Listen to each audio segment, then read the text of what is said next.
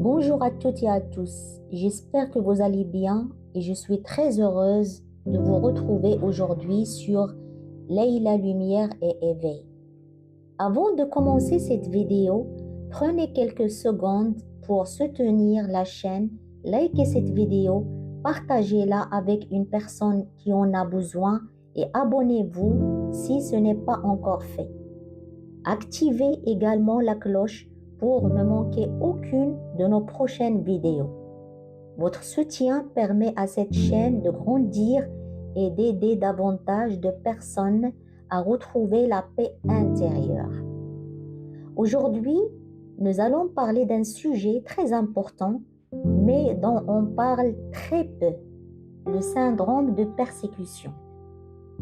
Peut-être qu'en entendant ce terme, vous pensez immédiatement à une maladie psychiatrique. Pourtant, ce n'est pas de cela dont je souhaite parler aujourd'hui. Je vais vous parler de cette sensation que beaucoup de personnes connaissent un jour dans leur vie. Avoir l'impression que tout est contre soi, que les autres nous veulent du mal, que chaque événement négatif est une attaque personnelle. Certaines personnes vivent avec cette impression depuis des années. Ils interprètent chaque regard, chaque silence, chaque critique comme une preuve qu'elles sont rejetées, trahies ou visées. Petit à petit, elles deviennent prisonnières de leurs propres pensées. Mais la véritable prison n'est pas extérieure. La véritable prison est intérieure. Et c'est justement cette prison que nous allons apprendre à ouvrir aujourd'hui. Avant d'aller plus loin, je voudrais préciser une chose importante. Il existe de véritables situations de harcèlement, de manipulation ou de malveillance. Certaines personnes ont réellement subi des violences psychologiques, des injustices ou des persécutions. Cette vidéo ne cherche absolument pas à minimiser ces réalités. En revanche, même lorsque nous avons souffert, nous pouvons parfois continuer à vivre comme si le danger était partout. Notre esprit reste en alerte. Il cherche constamment à trouver une menace. Et lorsqu'il ne le trouve pas, il en fabrique une. C'est un mécanisme de protection. Notre cerveau est extraordinaire. Son objectif principal n'est pas de nous rendre heureux. Son objectif est de nous maintenir en vie. Si vous avez connu des trahisons, des humiliations, des manipulations ou des abandons, votre cerveau apprend une leçon très simple. Le monde est dangereux. À partir de ce moment-là, il commence à surveiller tout ce qui vous entoure. Il analyse les paroles, les comportements, les regards, les silences, même les messages auxquels on ne répond pas immédiatement. Tout devient potentiellement une menace. Et sans même vous en rendre compte, vous commencez à vivre dans une tension permanente. Vous ne regardez plus le monde tel qu'il est. Vous regardez le monde à travers le filtre de vos blessures. C'est un peu comme porter des lunettes teintées. Si les verres sont rouges, tout paraît rouge. Si les verres sont gris, tout paraît sombre. Nos blessures fonctionnent exactement de la même manière. Elles colorent notre perception de la réalité. Ce qui est fascinant, c'est que deux personnes peuvent vivre exactement la même situation et en tirer deux conclusions totalement différentes. Imaginons qu'un ami ne répond pas à votre message. Une personne dira « Elle est sûrement occupée ». Une autre dira immédiatement « Il m'évite ». Je l'ai dérangé. Il ne veut plus me parler. La situation est identique, mais l'interprétation change complètement. Et ce sont justement nos interprétations qui influencent nos émotions. Nous souffrons souvent davantage de ce que nous imaginons que de ce qui se passe réellement. Plus nous entrerons ces pensées, plus elles deviennent puissantes. Notre cerveau finit par chercher des preuves pour confirmer ce que nous croyons déjà. C'est ce que les psychologues appellent le biais de confirmation. Si je suis persuadée que personne ne m'apprécie, je vais inconsciemment remarquer uniquement les situations qui semblent confirmer cette croyance. J'ignorerai toutes les preuves de contraire.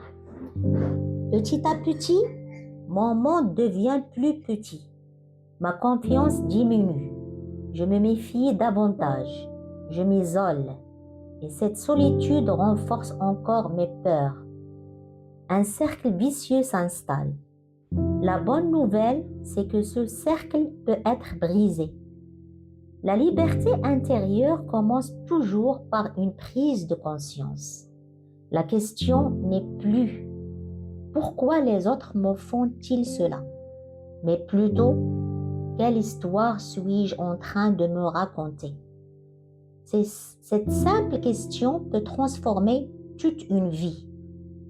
Car reprendre sa liberté intérieure, ce n'est pas contrôler les autres. C'est apprendre à reprendre le contrôle de son regard sur les événements. Et c'est précisément ce chemin que nous allons explorer ensemble tout au long de cette vidéo. Partie 2. Quand les blessures du passé gouvernent le présent. Avant de poursuivre, je voudrais vous remercier d'être toujours plus nombreux à suivre cette chaîne. Et cette vidéo vous apporte de la valeur. N'oubliez pas de la liker, de la partager autour de vous et de vous abonner à Leila Lumière et Éveil. Ensemble, nous pouvons créer une communauté où chacun retrouve un peu plus de paix, de discernement et d'espérance. Reprenons. Vous déjà demandé pourquoi certaines personnes semblent vivre les difficultés avec sérénité, tandis que d'autres se sentent immédiatement attaquées ou rejetées. La différence ne vient pas forcément de ce qui leur arrive. Elle vient souvent de leur histoire. Nos blessures invisibles continuent parfois de parler à notre place. Un enfant qui a grandi dans un environnement où il était constamment critiqué peut devenir un adulte qui entend une critique partout, même lorsqu'elle n'existe pas. Une personne qui a été trahie plusieurs fois peut avoir beaucoup de mal à faire confiance, même à ceux qui lui veulent sincèrement du bien.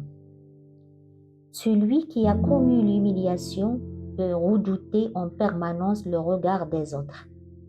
Et celui qui a vécu l'abandon peut interpréter le moindre silence comme une nouvelle preuve qu'il n'est pas aimé.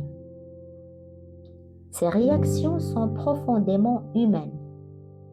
Elles ne signifient pas que vous êtes faible. Elles montrent simplement que certaines blessures n'ont pas encore complètement cicatrisé. Imaginez une cicatrice sur votre main, même si la plaie est refermée. Elle peut rester sensible pendant longtemps. Au moindre contact, une douleur réapparaît. Notre cœur fonctionne parfois de la même manière. Une parole banale, un regard, une remarque, un oubli, et la vieille blessure se réveille. Nous ne réagissons plus uniquement au présent, nous réagissons aussi au passé. C'est là que commence le piège, parce que nous croyons voir la réalité, alors que nous revivons parfois une ancienne souffrance. Nous mélangeons ce qui est devant nous avec ce qui est derrière nous. Notre passé ne doit pas devenir notre prison. Il peut devenir notre professeur. Chaque épreuve peut nous apprendre quelque chose. Elle peut nous rendre plus sages, plus lucides, plus compatissants. Mais si nous refusons la guérison, cette même épreuve risque de devenir une chaîne qui nous empêche d'avancer. Il est également important de comprendre que le syndrome de persécution nourrit souvent une fatigue émotionnelle. Être constamment sur ses gardes est épuisant. Observer les réactions des autres, chercher un message caché, imaginer les pires scénarios, essayer de deviner les intentions de chacun. Tout cela demande beaucoup d'énergie. Cette énergie pourrait pourtant être utilisée pour construire vos projets, développer vos talents, aimer vos proches ou simplement profiter de l'instant présent. Au lieu de cela, il est consommé par des inquiétudes qui, bien souvent, ne se réaliseront jamais. Il existe une phrase qui résume parfaitement cette situation. Nous souffrons plus souvent dans notre imagination que dans la réalité. Prenez quelques instants pour réfléchir. Combien de fois avez-vous imaginé une catastrophe qui ne s'est finalement jamais produite? Combien de nuits avez-vous passé à vous inquiéter pour une situation qui s'est résolue naturellement? Notre esprit adore remplir les zones d'incertitude. Et malheureusement, lorsqu'il est blessé, il remplit souvent ces espaces avec la peur. Mais vous avez un pouvoir immense, le pouvoir de faire une pause. Avant de croire une pensée, observez-la. Avant de conclure que quelqu'un vous veut du mal, demandez-vous, est-ce un fait ou une interprétation? Cette question est l'une des plus puissantes pour retrouver sa liberté intérieure, parce qu'elle nous oblige à distinguer la réalité de notre imagination. Et cette distinction change tout. Petit à petit, nous cessons de réagir automatiquement. Nous devenons plus conscients, plus paisibles, plus libres. La guérison ne consiste pas à ne plus jamais avoir peur. Elle consiste à ne plus laisser la peur diriger chacune de nos décisions. C'est un chemin, parfois long, parfois exigeant, mais chaque petit pas compte. Chaque prise de conscience est une victoire. Chaque pensée négative remise en question est une porte qui s'ouvre vers davantage de liberté. Et cette liberté, personne ne peut vous l'enlever lorsqu'elle naît à l'intérieur de vous. Bienvenue à nouveau. Avant de poursuivre cette réflexion, je voudrais vous remercier pour votre présence. Si cette vidéo vous aide à avancer, pensez à cliquer sur j'aime, à la partager avec vos proches et à vous abonner à Leila Lumière et Éveil. Chaque abonnement permet à cette chaîne de toucher davantage de personnes en quête de paix intérieure et de discernement. Nous arrivons maintenant à une question essentielle. Comment savoir si ce que je ressens est une véritable intuition ou simplement une peur?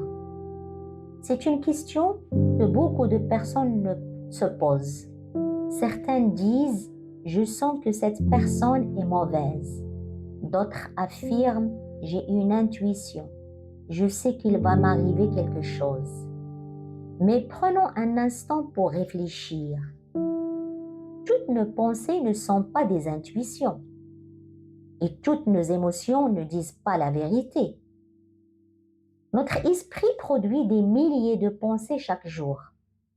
Certaines sont utiles, d'autres sont inutiles et quelques-unes sont complètement fausses.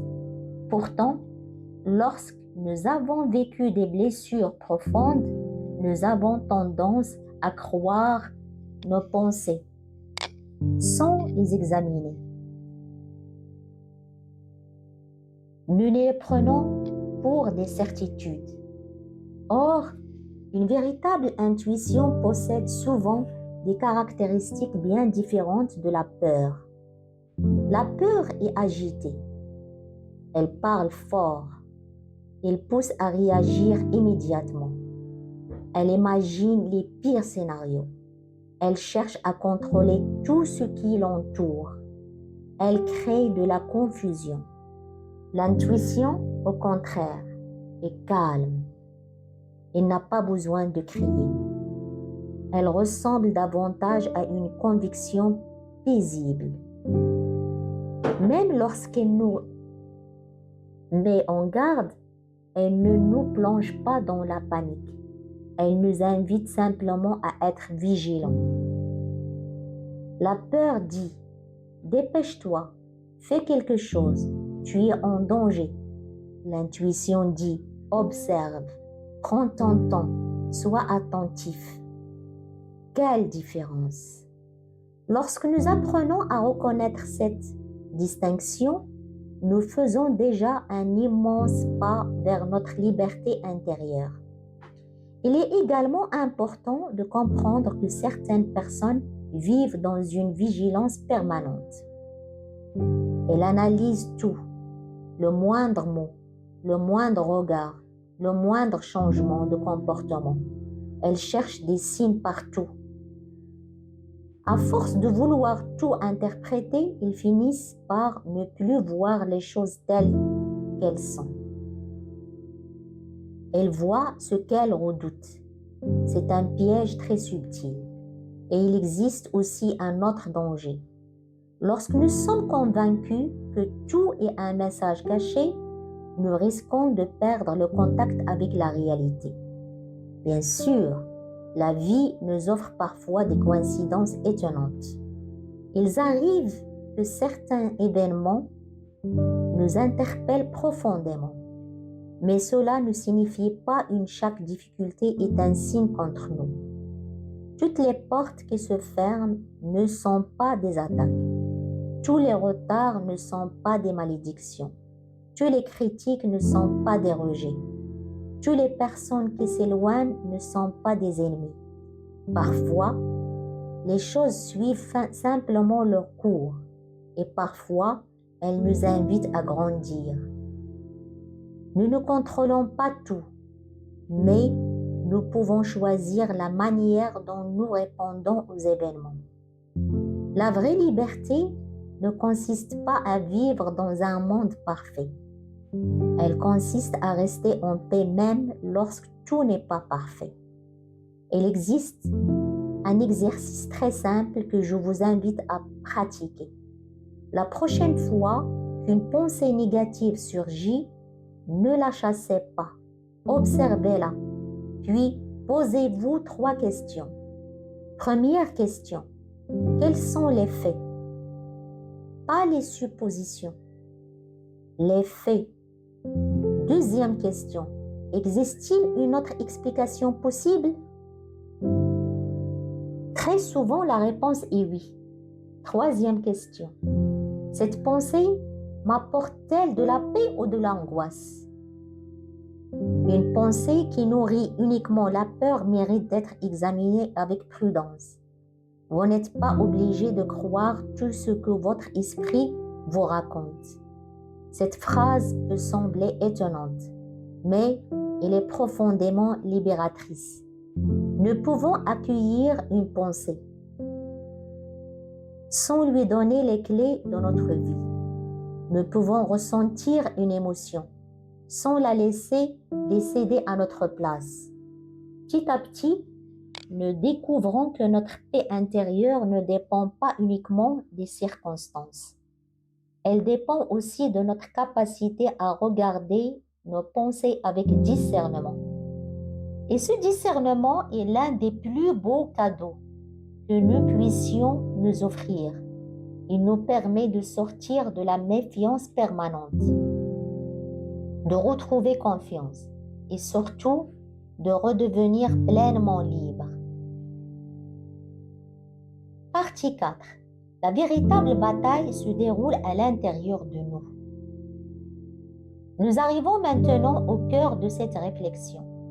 Depuis le début de cette vidéo, nous avons parlé de nos blessures, de nos pensées et de notre manière d'interpréter les événements. Mais il existe une vérité encore plus profonde. La plus grande bataille que nous menons n'est pas contre les autres. Elle se déroule à l'intérieur de nous. Bien sûr, il existe des personnes malveillantes, il existe des injustices, il existe des manipulations.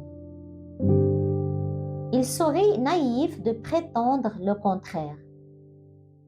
Cependant, lorsque nous passons notre temps à croire que tout le monde est contre nous, nous donnons un pouvoir immense à notre peur. Et cette peur finit par décider de nos choix. Elle nous empêche de faire confiance. Elle nous empêche d'aimer. Elle nous empêche d'oser. Elle nous empêche parfois même de vivre. La liberté intérieure commence lorsque nous cessons de laisser nos peurs gouverner notre existence. Elle commence lorsque nous retrouvons un espace de paix en nous. Dans les traditions spirituelles, on retrouve souvent cette idée. Le cœur a besoin d'être éclairé pour décerner ce qui est vrai de ce qui est illusion. Lorsque notre cœur est envahi par la peur, tout paraît menaçant. Lorsque notre cœur retrouve la paix, notre regard change. Ce n'est pas le monde qui se transforme du jour au lendemain. C'est notre manière de le regarder. Imaginez un lac. Quand l'eau est agitée par le vent, elle ne reflète rien clairement. Tout est déformé. Mais lorsque l'eau devient calme, elle reflète fidèlement le ciel. Notre esprit fonctionne de la même manière quand nous sommes submergés par l'anxiété, les rancœurs ou la colère. Notre perception devient confuse. Nous risquons d'attribuer aux autres des intentions qu'ils n'ont jamais eues. À l'inverse, lorsque nous cultivons le calme intérieur, nous gagnons en discernement. Nous ne devenons pas naïfs. Nous devenons lucides. Et la lucidité est différente de la méfiance. Être lucide, c'est voir les qualités et les défauts d'une situation avec équilibre. Être méfiant, c'est soupçonner sans cesse. Il y a une grande différence. Un autre piège du syndrome de persécution est le besoin de tout contrôler. Nous voulons savoir ce que les autres pensent. Pourquoi ils ont agi ainsi? Pourquoi ils ne nous ont pas répondu? Pourquoi ils semblent distants? Nous cherchons des explications à tout. Pourtant, certaines réponses ne viendront jamais. Et c'est parfois très difficile à accepter, mais accepter de ne pas tout comprendre est une forme de maturité. C'est reconnaître que nous ne pouvons pas entrer dans les pensées de chacun. Nous ne connaissons pas les combats silencieux que les autres traversent. Une personne peut sembler froide parce qu'elle est épuisée. Une autre peut s'éloigner parce qu'il traverse une période difficile. Une troisième peut oublier de répondre simplement parce qu'elle est débordée. Et pourtant, notre premier réflexe est souvent de penser. C'est contre moi. Pourquoi? Parce que notre ego place parfois notre personne au centre de toutes les situations. Or, la réalité est bien différente. La plupart des gens sont préoccupés par leurs propres difficultés. Ils pensent davantage à leurs problèmes que nôtres. Comprendre cela est profondément libérateur.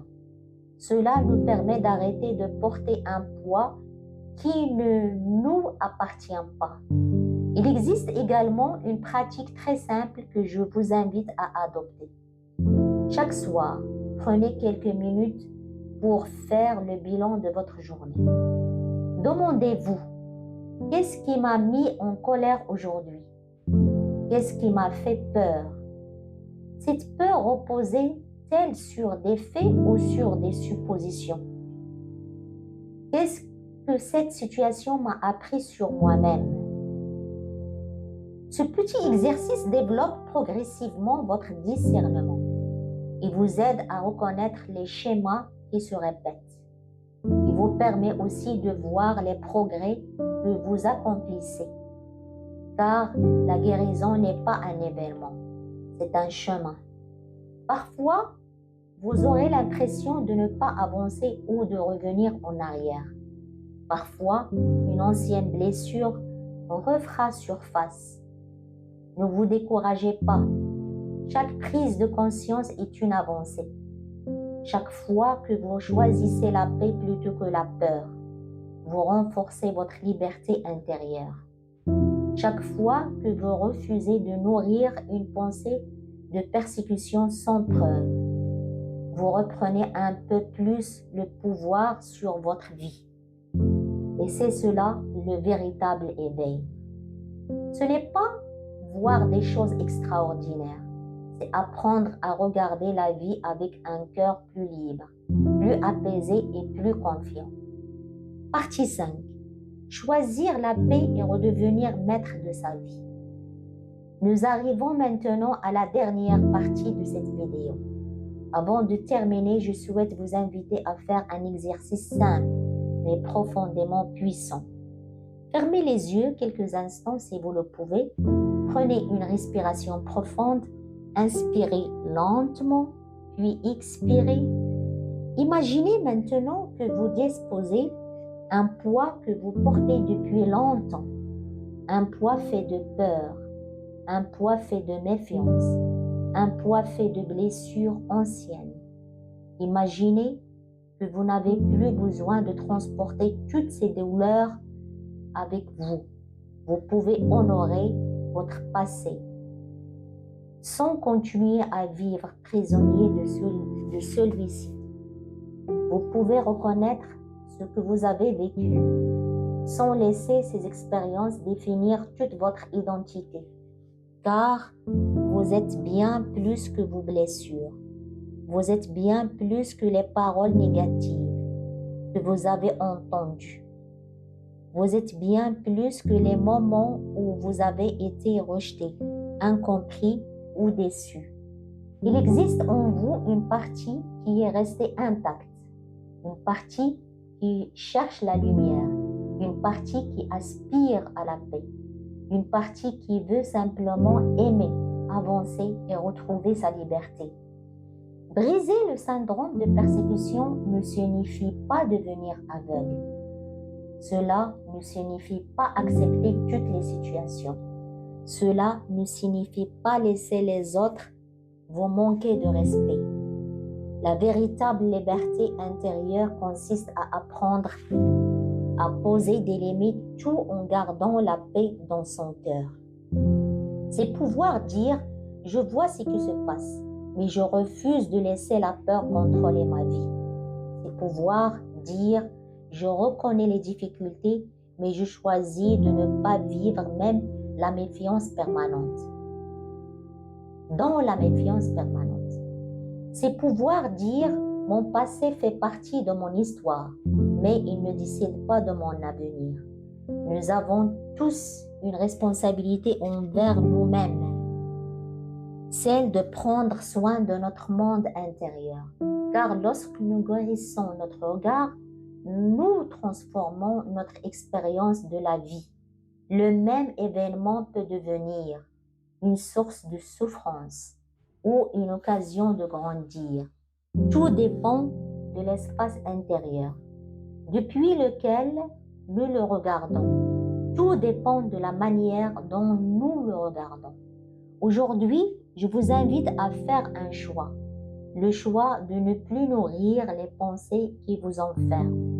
Le choix de ne plus donner toute votre énergie à la peur. Le choix de revenir à votre centre, à votre calme, à votre lumière intérieure.